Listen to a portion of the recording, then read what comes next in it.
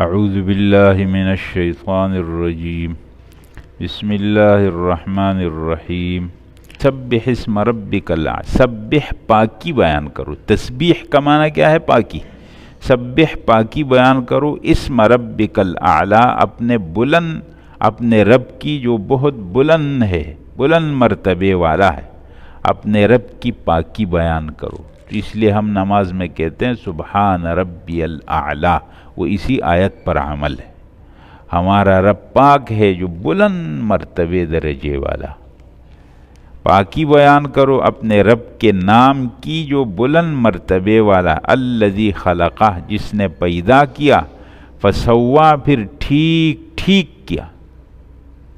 والذی قدرہ، اور جس نے اندازہ لگایا، ٹھہرایا، ٹھیک اندازہ.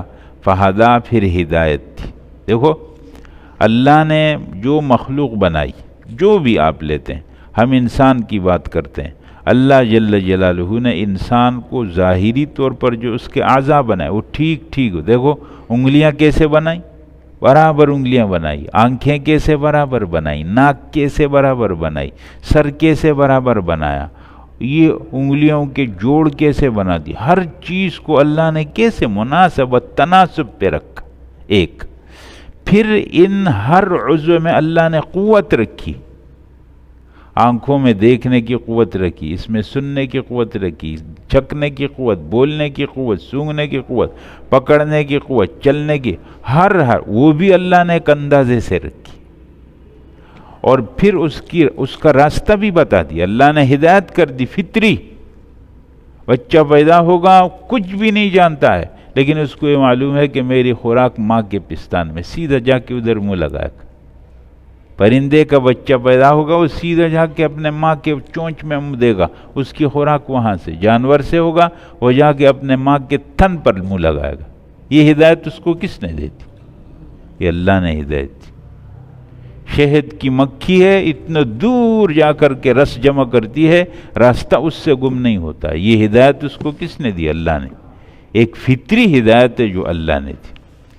والذی اخرج المرعا، اور وہ اللہ جس نے چارہ نکالا ہے، زمین سے سبزہ نکلتا ہے چارہ. فجعلہ، پھر اس کو کر دیا غثاء، کوڑا، احوا، سیاہ، کالا ہو گیا. یعنی شروع کے اندر سرسبز و شادہ، آخر میں جب وہ ختم ہوا تو کیا ہو گیا؟ بالکل سیاہ کچرا بن گیا اس سے. سنقرئک، ہم آپ کو پڑھائیں گے، فلا تنسا، تو آپ نہیں بھولیں گے. دیکھو اللہ رسول اللہ صلی اللہ علیہ وسلم کے ساتھ وعدہ یعنی ہم آپ کو قرآن پڑھائیں گے. ڈائریکٹ اللہ کو، رسول اللہ صلی اللہ علیہ وسلم کو پڑھانے والے کون ہو گئے؟ اللہ. اور ہم آپ کو ایسا پڑھا دیں گے کہ آپ بھولیں گے نہیں. دیکھو رسول اللہ صلی اللہ علیہ وسلم بالکل پڑھا نہیں تھا کہیں پر، اور یہ پورا قرآن جو ہوا یہ سب رسول اللہ صلی اللہ علیہ وسلم کو ایسا یاد کہ ایک لفظ اس میں بھولا نہیں. الا ما شاء اللہ، مگر جو اللہ چاہیں گے. یعنی قرآن کریم کا ایک حصہ وحی میں نازل ہوا، اور پھر اللہ جل جلالہ کے حکم سے اور اللہ کی حکمت سے وہ حصہ اللہ نے منسوخ کر دیا، تو وہ حصہ بعض دفعہ اللہ نے بھلا دیا. سمجھ گئے نا؟ اب نسخ جب ہوتا ہے، کوئی حکم جب منسوخ ہوگا دو طریقے سے. کبھی تو ایسا ہوگا کہ اس کا حکم منسوخ ہو جائے گا، تلاوت باقی. قرآن کریم میں ایسی آیتیں جب ہم پڑھیں گے تو آپ کے سامنے آئے گا کہ اس کی تلاوت تو باقی ہے ابھی بھی، لیکن اس کا حکم کیا ہے؟ منسوخ ہے. مثال کے طور پر قرآن کریم میں ہے کہ جب تم کیا ہے نشہ کرو تو پھر نماز مت پڑھو. اس سے معلوم یہ ہے کہ بس صرف نشے کے نماز مت پڑھو، باقی نشے کی اجازت ہے. لیکن آگے آیت کے اندر آیا ہے کہ نہ، یہ چیزیں بالکل حرام ہے، اس سے بچو. وہ پہلا والا کیا ہو گیا؟ منسوخ ہو گیا. یا کسی خاتون کا شوہر مر جائے تو آیا کہ وہ 1 سال کی عدت گزارے، لیکن دوسری آیت میں ہے کہ 4 مہینے 10 دن کی عدت گزارے، تو وہ پہلا والا کیا ہو گیا؟ منسوخ ہو گیا. یا قرآن کریم میں تو نہیں ہے کہ بیت المقدس کی طرف منہ کرو، یہ حدیث میں آیا، قرآن میں نہیں ہے. لیکن قرآن میں یہ ہے کہ اب اپنا رخ کرو کدھر؟ بیت اللہ خانہ کعبہ کی طرف، تو پہلا والا کیا ہو گیا؟ منسوخ. تو اس طرح یہ سب آیتیں وہ ہیں کہ تلاوت ابھی بھی ہے لیکن حکم منسوخ ہے. اور بعض دفعہ ایسا ہوتا ہے کہ نہ وہ تلاوت بھی منسوخ ہو گیا حکم تو اللہ کے علم، وہ تو اللہ نے بھلا دی۔ سنقرئک، ہم آپ کو پڑھائیں گے تو آپ نہیں بھولیں گے، الا ما شاء اللہ، مگر جو اللہ چاہے۔ حضرات حافظے کے لیے اس آیت کا پڑھنا مجرب ہے۔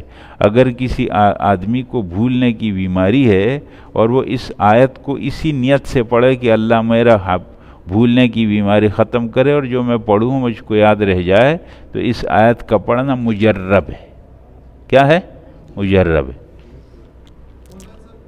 سنقرئک فلا تنسى، ہاں، مسنون نہیں ہے، یعنی سنت نہیں ہے، مجرب تجربہ ہے، تجربہ ہوا اس پر۔ انہ یعلم الجہر وما یخفی، بے شک اللہ تعالیٰ جانتے ہیں زور کی باتوں کو، وما یخفی، اور وہ باتیں جو چھپی ہوئی، زور سے جو باتیں بولی جاتی ہیں، جو چھپی، سب کو اللہ تعالیٰ جانتے ہیں۔ وَنُيَسِّرُكَ لِلْيُسْرَىٰ، اور ہم آپ کے لیے آسان کر دیں گے، آسان شریعت۔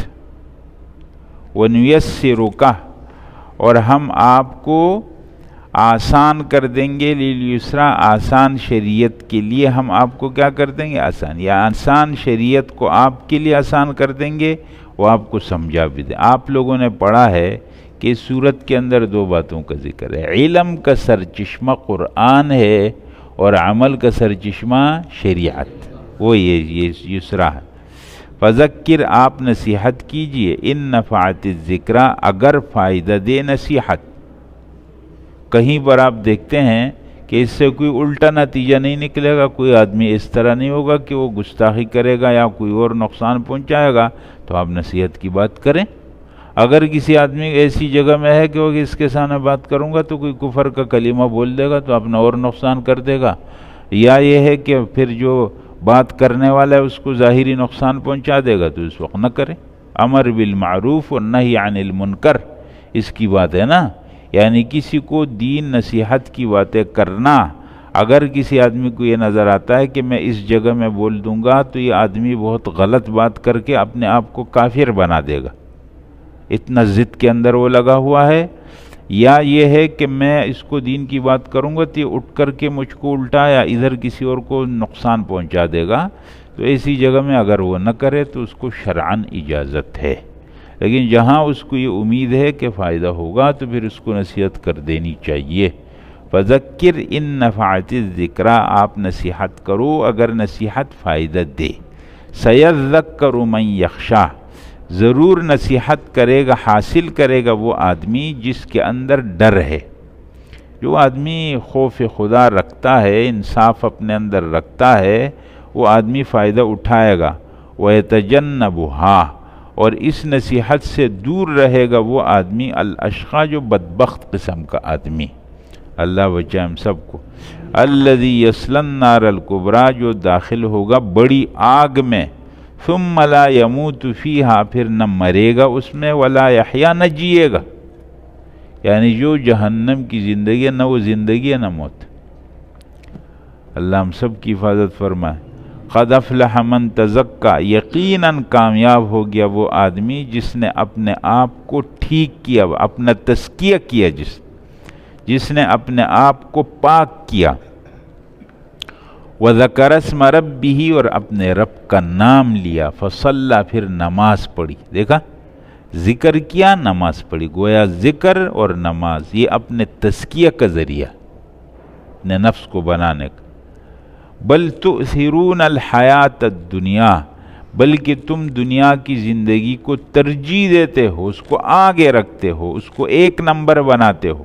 والآخرۃ خیر وابقیٰ، حالانکہ آخرت کا گھر بہتر بھی ہے، باقی رہنے والا ہے، دنیا تو ختم بھی ہو جائے گی اور بہتر بھی نہیں، تو اس لیے فآثروا ما یبقیٰ علی ما یفنیٰ، تم ترجیح دے دو اس کو جو باقی رہے گا اس پر جو فانی ہو جائے، اپنے آخرت کو ترجیح دے دو۔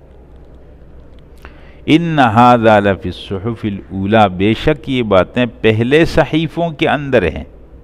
یہ جو باتیں آپ سن رہے ہیں، پچھلے صحیفوں میں جو انبیاء آئے انہوں نے اپنی امتوں کو یہ باتیں بتائیں۔ کون سے صحیفوں میں؟ صحف ابراہیم و موسیٰ، ابراہیم اور موسیٰ علیہ السلام کے صحیفوں میں یہ باتیں تھیں۔